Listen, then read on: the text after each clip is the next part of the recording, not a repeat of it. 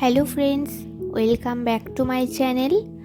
আজ আমি তোমাদের সাথে শেয়ার করব ঝরঝরে বাসন্তী পোলাওয়ের রেসিপি। সবার প্রথমে পোলাওয়ের চালটা পরিষ্কার করে জলে ধুয়ে নেব। আমি এখানে 250 গ্রামের মতো গোবিন্দভোগ চাল নিয়েছি। তো এখানে চালটা পরিষ্কার করে জলে ধুয়ে নেব।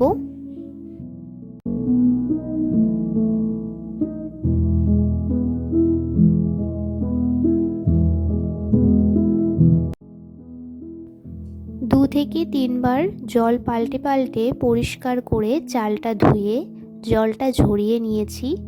এবার একটি পাত্রের মধ্যে চালটা ছড়িয়ে দেব যাতে পুরোপুরি জলটা টেনে যায়।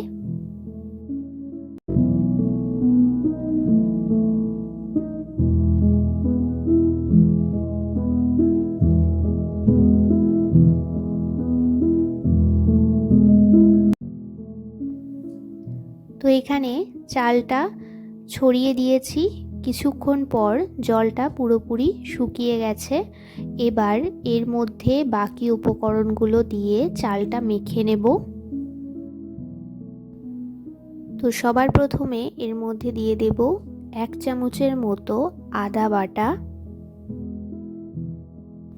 দিয়ে দেব 1 চামচের মতো ঘি, সামান্য পরিমাণে দিয়ে দেব গোলমরিচের গুঁড়ো ও পরিমাণ মতো দিয়ে দেব হলুদ গুঁড়ো। 1/2 চামচের থেকে একটু কম পরিমাণে দিয়ে দেব গরম মশলার গুঁড়ো। সব উপকরণগুলো দিয়ে ভালোভাবে চালটা মেখে নেব।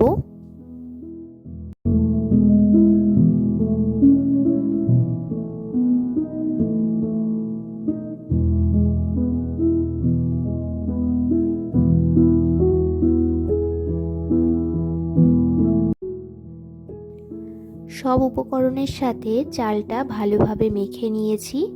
এবার পোলাওয়ের পরের স্টেপে চলে যাব।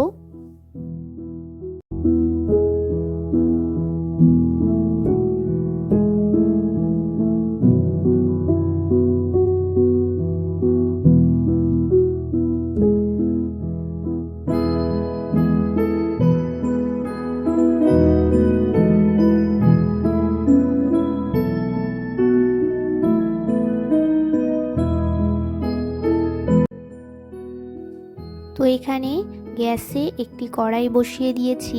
কড়াইতে দিয়ে দেব 3 থেকে 4 চামচের মতো সাদা তেল। তেলটা কিছুটা গরম হয়ে গেলে এর মধ্যে কাজু বাদাম ও কিশমিশটা দিয়ে কিছুটা ভেজে নেব।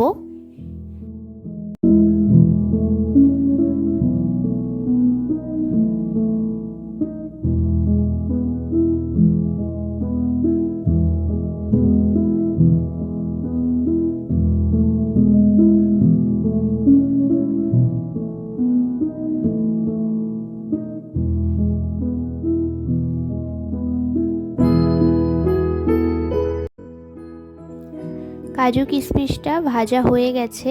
এবার এগুলিকে তেল থেকে তুলে নেব।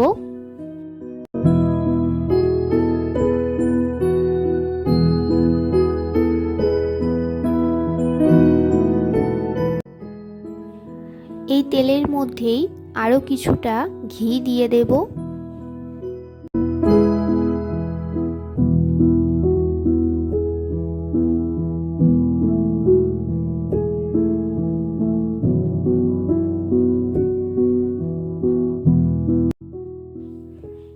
এবার এর মধ্যে ফোড়ন দিয়ে দেব 2টি এলাচ, লবঙ্গ, দারচিনি ও একটি তেজপাতা। এবার এর মধ্যে আমি গোবিন্দভোগ চালটা দিয়ে দেব।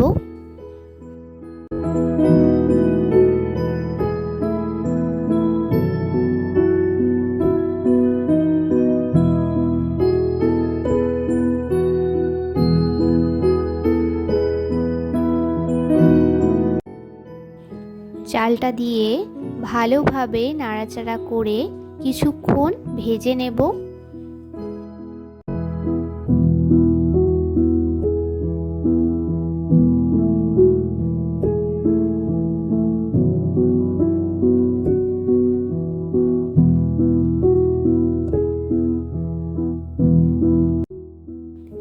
চালটা এখানে বেশ কিছুক্ষণ ঘিয়ে ভেজে নিয়েছি। এবার এর মধ্যে দিয়ে দেব গরম জল। তোমরা অবশ্যই এখানে গরম জলটা ব্যবহার করবে, ঠান্ডা জল ব্যবহার করলে হবে না।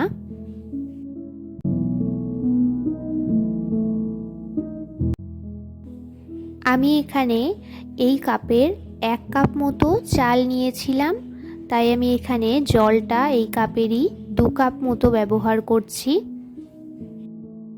তোমরাও যে পাত্রের মাপে চাল ব্যবহার করবে সেই পাত্রের মাপেই ডবল পরিমাণে জলটা ব্যবহার করবে।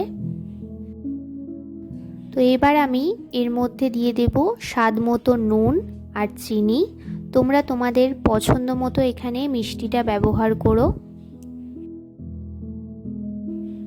আর দিয়ে দেব ভেজে রাখা কাজু বাদাম ও কিশমিশ। তো সব কিছু দিয়ে ভালোভাবে নাড়াচাড়া করে মিশিয়ে দেব আর লো ফ্লেমে ঢেকে দেব।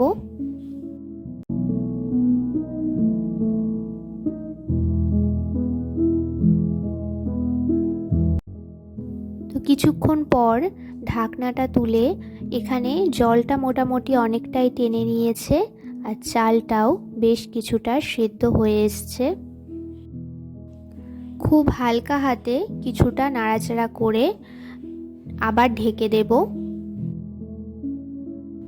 এই পর্যায়ে তোমরা নুন চিনিটা একটু টেস্ট করে নিতে পারো, যদি প্রয়োজন পড়ে তাহলে এই সময় অল্প দিয়ে দিতে পারো। আরও মোটামুটি 5 থেকে 7 মিনিট মতো ঢেকে রাখার পর এখানে পোলাওটা একেবারে তৈরি হয়ে গেছে। তো এই পোলাওটা আস্তে আস্তে ঝরঝরে হয়ে যাবে আরও ভালোভাবে। তো পোলাওটা এখানে পুরোপুরি তৈরি, এবার নামিয়ে নেব। তো এখানে আমার বাসন্তী পোলাওয়ের রেসিপি একদম তৈরি। এখানে দেখো পোলাওটা কত সুন্দর ঝরঝরে হয়েছে। তোমরাও বাড়িতে খুব সহজভাবে আমার এই পদ্ধতির সাহায্যে বাড়িতে বানিয়ে ফেলতে পারো ঝরঝরে বাসন্তী পোলাওয়ের রেসিপি। এই পোলাওয়ের সাথে তোমরা সাইড ডিশ হিসাবে যে কোনো কিছু সার্ভ করতে পারো। ভেজ ননভেজ আলুর দম পনিরের যে কোনো ডিশ এর সাথে খুব ভালো লাগবে। আমি এখানে পোলাওয়ের সাথে আলুর দমের একটি রেসিপি সার্ভ করেছি। তোমরা যদি এই রেসিপিটা দেখতে চাও তাহলে আমাকে অবশ্যই কমেন্টে জানিও, আমি তোমাদের সাথে শেয়ার করব। তো এই বাসন্তী পোলাওয়ের রেসিপি তোমাদের কেমন লাগলো আমাকে অবশ্যই কমেন্টে জানিও। যদি ভালো লেগে থাকে তাহলে একটি লাইক করে দিও।